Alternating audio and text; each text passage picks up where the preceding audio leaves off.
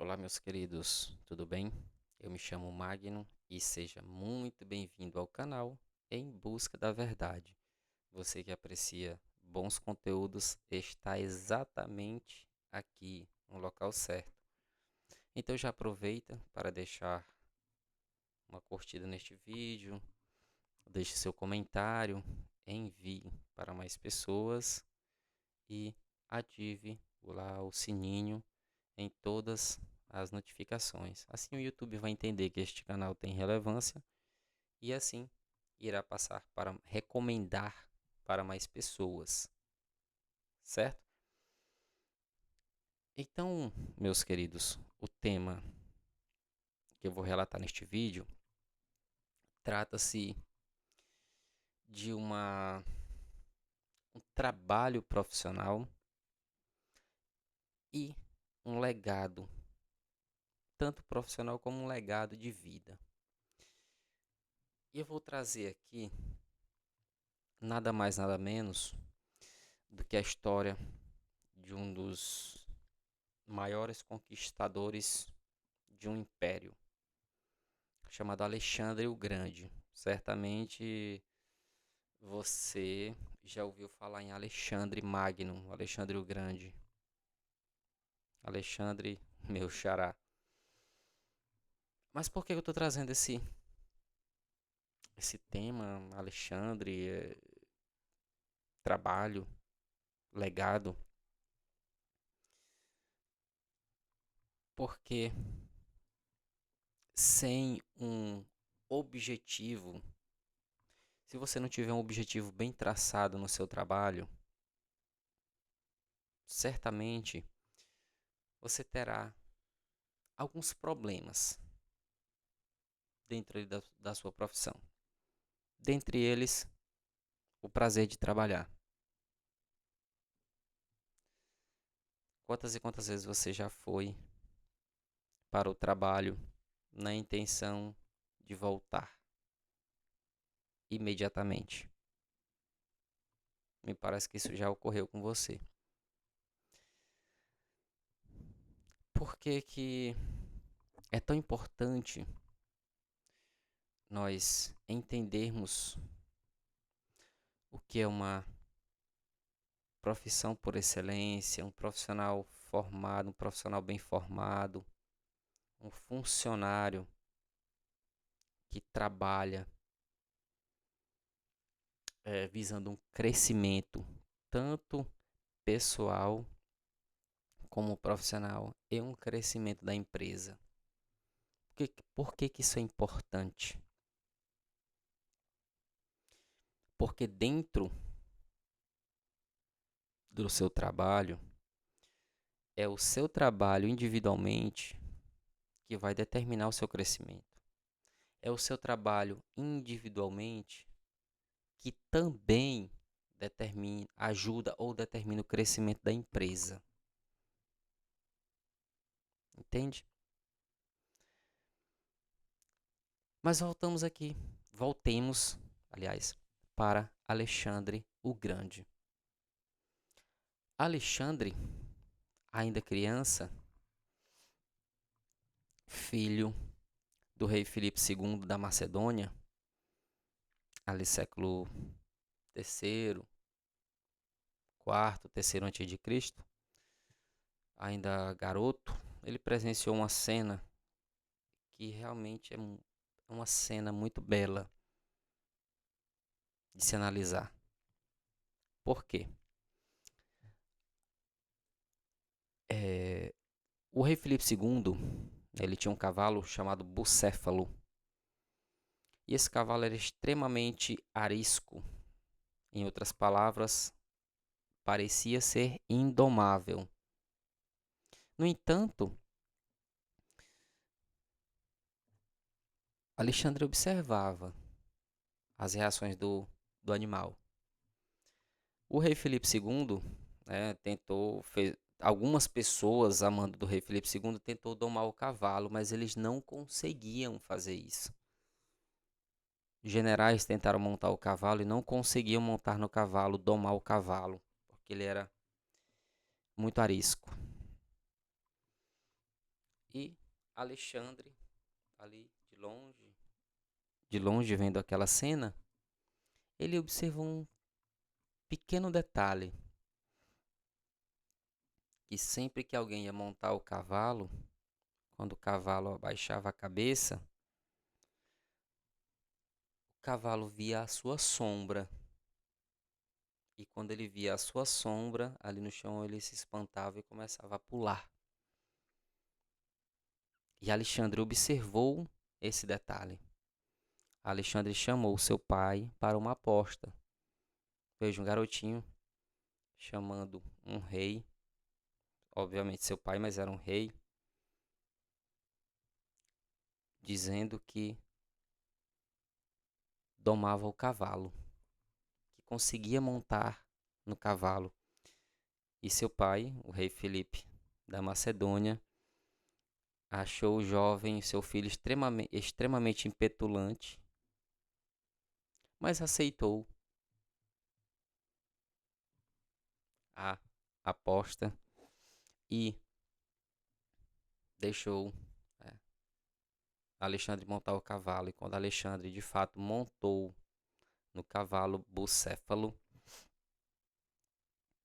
o rei Filipe II falou basicamente nesses termos: este menino não pode ter uma educação qualquer.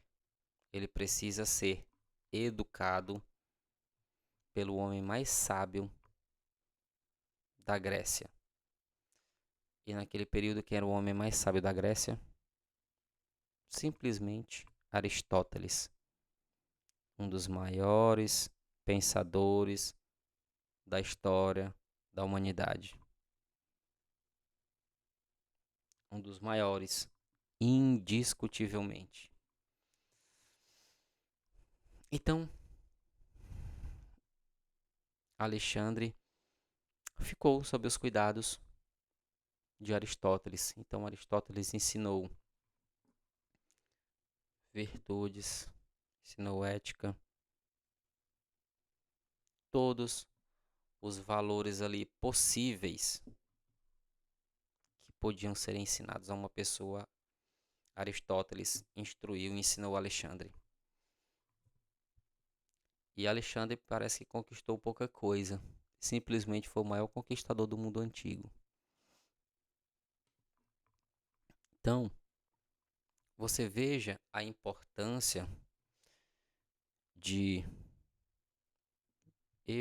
você, buscar ter uma boa instrução, uma boa formação. Eu não digo nem só buscar bons profissionais para nos instruir, que infelizmente a nossa sociedade carece de bons profissionais. Tem, isso também é inegável. Nós temos muitos bons profissionais, mas me parece que a carência é ainda maior de profissionais que nos ensinam a nos tornarmos também profissionais por excelência. Eu sempre pergunto para os meus acadêmicos, eu faço a seguinte pergunta: você está se graduando para tornar-se um profissional medíocre ou um bom profissional? Em outras palavras, um profissional por excelência. Até agora não ouvi nenhum falando que queria se formar ou graduar-se para tornar-se medíocre. Mas eis um problema. Eis um problema. Porque nós passamos por uma grave, mas uma grave. Nosso sistema educacional está extremamente decadente. Nós estamos passando por uma grave formação, grave decadência de formação. Sempre procuro colocar na cabeça dos acadêmicos que dentro desse problema educacional que nós vivemos, nós precisamos estudar, não só ali na sala de aula, mas em casa, onde nós estivermos, porque isso é essencial para mim que quero, repito, me tornar um profissional por excelência. Então é essencial também que nós tenhamos uma visão de futuro, porque como eu falei no início aqui deste vídeo, o meu crescimento profissional, o meu legado, o crescimento da empresa, do local onde eu trabalho, depende muito da minha ação. E a formação que Alexandre teve, ora, seu mestre, foi um excepcional mestre. Um excepcional. Se você estudar Aristóteles, você vai perceber o tamanho do filósofo. Como Santo Tomás de Aquino falava, o filósofo. Então, o que Alexandre, ali, mentorado por, por Aristóteles, conquistou?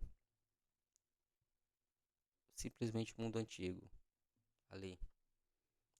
As mediações ali da Grécia, de Roma, até na Índia. Alexandre foi até a Índia. Então, realmente, seu império foi muito grande. Com 30 anos de idade, 30 anos de idade, Alexandre já tinha conquistado ali todo o seu império. Aquilo que ele conquistou com 30 anos de idade. Detalhe, ele estava sempre à frente ali. Ele era um soldado, também um soldado. É tanto que ele morreu cedo, na faixa de mais ou menos ali 30 anos, porque ele era um soldado também. Ele estava na linha de frente. Então, Alexandre, muito bem mentorado, muito bem ensinado por Aristóteles, conquistava cidades, deixava amigos cuidando ali. Então ele tinha todo esse cuidado de deixar o seu legado por onde ele passava. Um dos pontos negativos de Aristóteles é que ele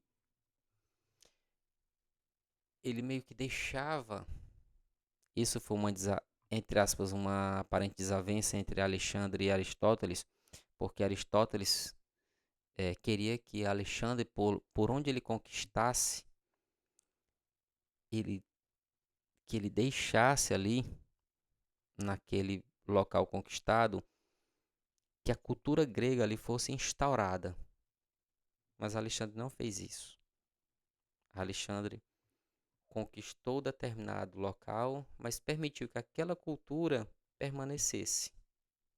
O que basicamente Alexandre queria era ser reconhecido como o rei por onde ele tomasse. Na cidade que ele tomava, ele queria ser reconhecido como o rei, como uma espécie de divindade. Então, essa foi uma grande crítica de Aristóteles com relação a alguns historiadores vão até falar que realmente teve uma briga entre Aristóteles e Alexandre. Não exatamente uma briga, mas houve realmente esse conflito ali por conta desses detalhes, que realmente Aristóteles queria que por onde Alexandre passasse, que ele, mesmo ele conquistando aquela localidade, que a cultura grega fosse instaurada ali, que a expansão grega, a cultura grega fosse expandida por onde Alexandre conquistasse. E não foi exatamente isso que aconteceu. Mas Alexandre, com toda a sua força, todo o seu vigor de conquista, todo o seu vigor de deixar um legado, de fato, ele o conquistou, de fato, ele deixou esse legado. E até hoje, Alexandre é lembrado como o maior conquistador do mundo antigo. Entende a importância de nós nos tornarmos profissionais, pessoas que nós podemos, precisamos ou necessitamos de deixar um bom legado. Tem uma passagem no livro de Plutarco,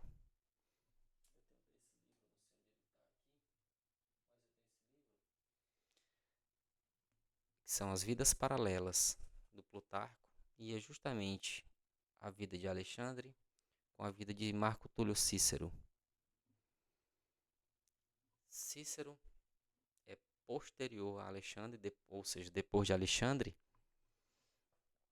e uma imagem extremamente marcante, uma frase marcante de Cícero, é que ele chega de frente à imagem, à estátua de Aristóteles, e relata o seguinte: este homem, com 30 anos de idade, conquistou o mundo. E eu, o que eu conquistei com 30 anos? Essa foi a pergunta de Cícero de frente à estátua de Aristóteles. E eu faço essa pergunta para mim, eu faço essa pergunta para os meus acadêmicos. O que você fez? Qual o seu legado? Você com 30, 40, com 50 anos, qual é o seu legado? O que você conquistou na idade que você tem? O que foi? Qual é o meu legado de bom, de belo, de verdadeiro, de justo que eu deixei para trás? Foi um bom legado? Foi um legado que as minhas filhas possam escrever, por exemplo, meu pai, estou prestes a fazer 40 anos, e digamos que o meu pai, até com 40 anos de idade, ele não tinha nada. Que legado seria esse? Vamos supor. Que legado é esse para suas filhas, pessoalmente? E de fato nós deixamos um legado. Nós deixamos um legado, não tem como ser diferente, nós deixamos sim. Agora me parece que é importante que nós deixemos um bom legado para a nossa existência, para as pessoas que ali nos acompanharam ao longo da nossa vida. Então, dentro do nosso trabalho, façamos o melhor. É preciso que nós nos esforcemos mais. Ah, mas o meu patrão não me paga bem, então se ele não me paga bem, eu não trabalho bem. Não se paga injustiça com injustiça, não se paga o mal com o mal. Se seu patrão não te paga bem uma hora, ele vai reconhecer o seu valor. Se isso não acontecer, uma outra empresa vai reconhecer o seu valor.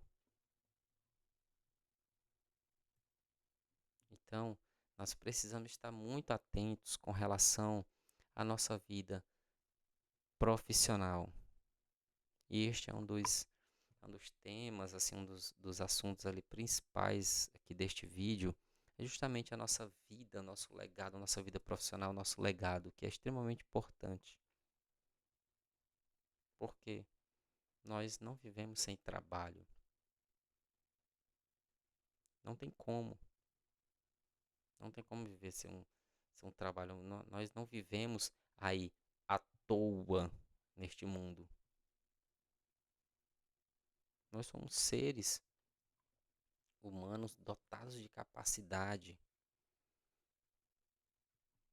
de influenciar, de ajudar pessoas, empresas, uma sociedade. Então nós somos atuantes, nós precisamos ser atuantes, ativos.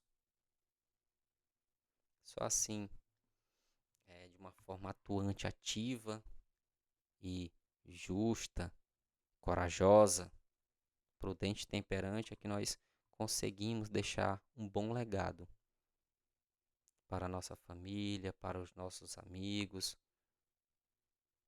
para as pessoas que nos conhecem, para os nossos patrões, e assim vai. Então é essencial que nós nos espelhemos nestas pessoas que se dedicaram naquilo que elas entenderam que deveriam lutar. Você luta pelo quê? Eu luto pelo quê? Faça essa reflexão. Obrigado e até o próximo vídeo.